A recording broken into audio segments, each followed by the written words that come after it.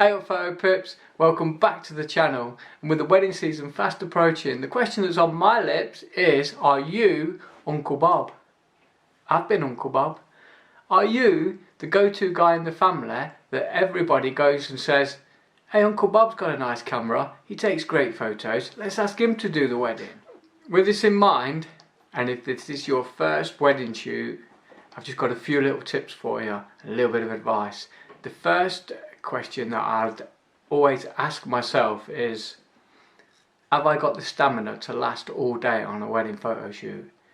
Can I start off early in the morning photographing the bride, bridesmaids and all the other little things that go along with that first thing in the morning?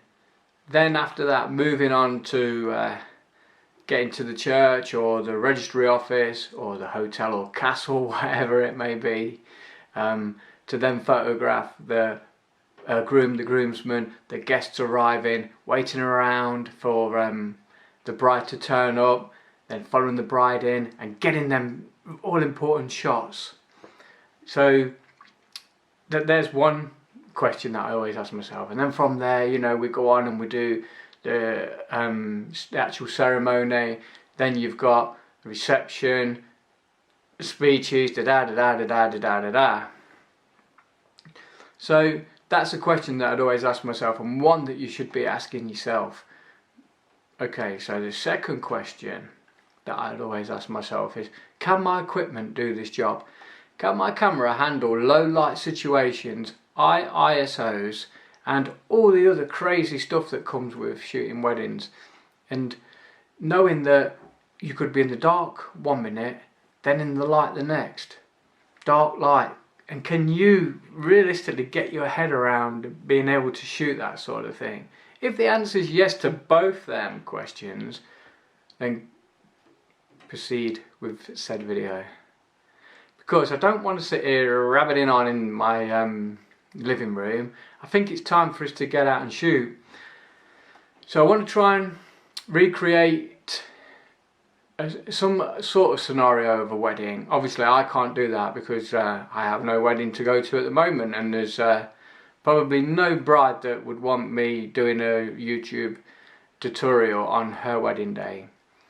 Now, like many of you, when you're first starting out, I watched hundreds of YouTube videos about wedding photography, and not realising at the time that it is not real life. These videos, not all of them, but majority of them, are not trying to teach you how to shoot a wedding and the pressures that you become under. They're trying to sell their tutorials for you to go and spend a day shooting staged wedding, which is all very well. You'll come away with some fantastic photographs, but it's not real life, and you cannot shoot that sort of style in real life.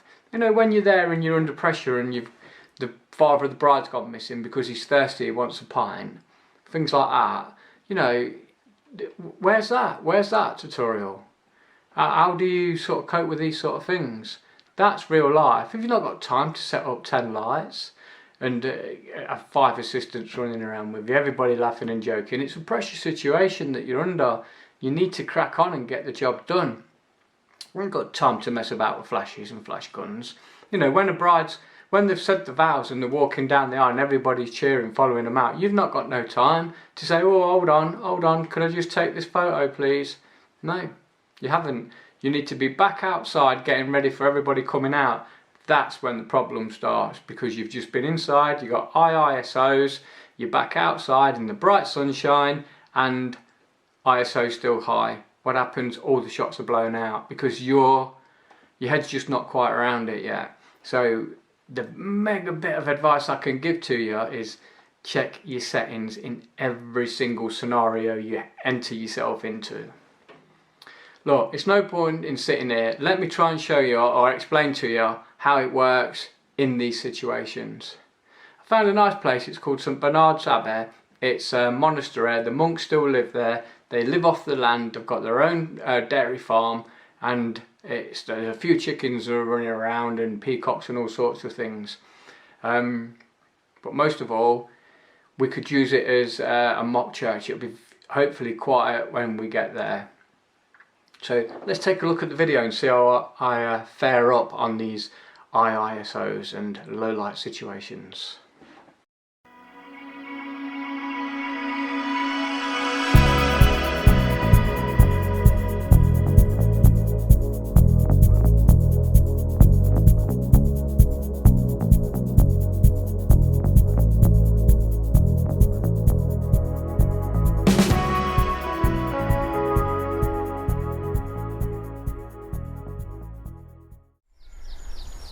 Okay guys, so here we are at the Abbey. I'm going to go inside first, get some low light shots just to give you a feel about how things are. But wow, what a beautiful day. It's absolutely gorgeous. Do you know what I'm thinking later is getting probably the filters set up and do some long exposures with the clouds moving. Should be fantastic. But I think what we'll do is go inside, have a look round. Let's go and check it out. It's quite dark, so I'll tell you the settings as I'm doing it.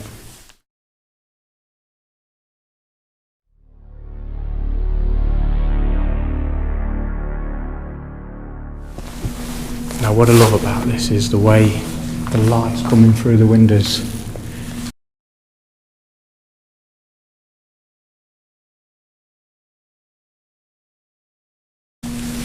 It's absolutely gorgeous.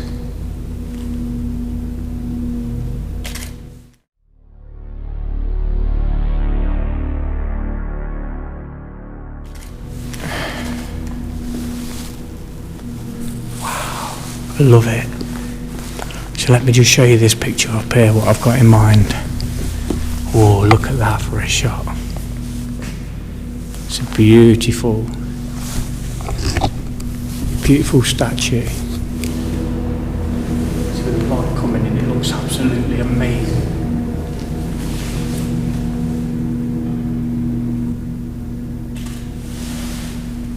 Wow, I love it.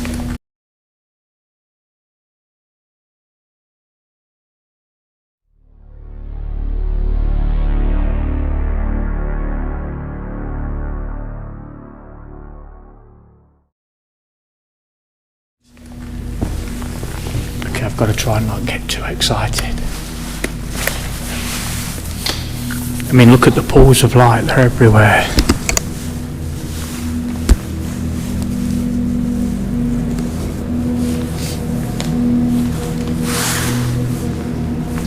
Look at this, it's beautiful.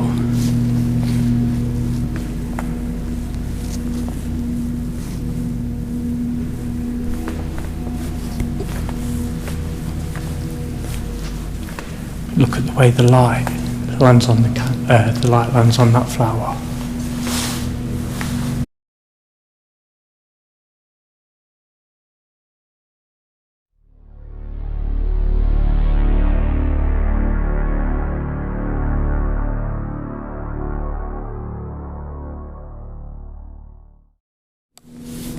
So the ISOs in this place are not too bad. Keeping it at a low shutter speed as well, which is obviously that exposure triangle. Also it's got a very wide aperture, so that's also helping. So I think what you've got to try and remember is you're in a church, it's dark. That's what we're looking for. And this could be the altar at the top. So let's give it a go. People are moving, like the bride and groom are moving and talking, so I'm going to want a shutter speed of at least 80, so I'm going to start with that. In fact, I'm going to put it up to 100, ISO 400, and I'm at an aperture of f2.8, and it's giving me a stop under, so I just want to get that slightly over, so I'm going to increase my ISO to 500. That's giving me evens, so I'm going to go 640.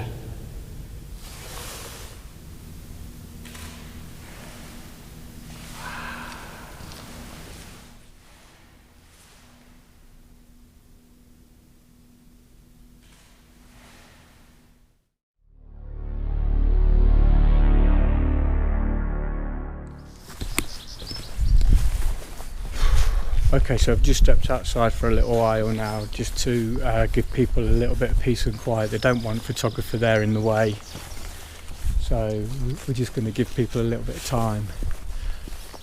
So after that, after you've done a shot like inside, it's dark, you've had your ISO up, you've had your shutter speed down, now you've come outside, the bells are ringing, it's going crazy, everybody's singing and dancing. Do not forget to sort your ISO, your shutter speed out.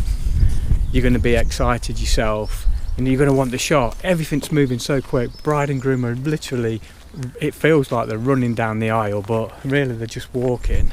But to you it's like they're running. So the thing you need to remember is that ISO, you must change that. So you've done your ceremony shots and now you're looking for somewhere to do the group shots, and somewhere beautiful like this, look. So I mean, now the sun's gone in and the clouds are out, it's perfect conditions for photography, for shooting, not shooting people, photographing people. And somewhere like this, using the foliage as a backdrop, would be perfect. And you know, if it was too sunny, maybe you'd put them under a tree, but watch out for light spots coming through the tree. So I mean, something like this would be a perfect place to actually do a wedding, but they don't do weddings here, very secretive. Yeah, so you'd set your group shots up, you do your family shots, you do your bride and groom shots, and of course all the other shots that partake in a wedding photograph. So yeah, that's what you do. So once you've done that, which obviously again can't stress enough, make sure your settings are spot on, check that ISO, it's so important, and keep an eye on your meter bar inside your camera, the little bar that bounces back and forth at the bottom. I mean, I shoot manual, and I shoot manual for everything. I just like to have the whole control of the camera, where you'd probably put it in either shutter priority or aperture priority, depending on how you shoot. Yeah, but this would be perfect, wouldn't it? You can imagine at one of them trees the bride and groom, or at this tree, you know, bride and groom shots, family shots up against the foliage there. It'd be perfect, absolutely perfect. So once you've done that, you know, I tend to ask everybody to move on and just keep the bridal party close at hand. You know, them that all sort of partaked in the wedding, the bride and groom, obviously, their father and mother, maybe grandma, granddad, you know, if they're close and that's what they want.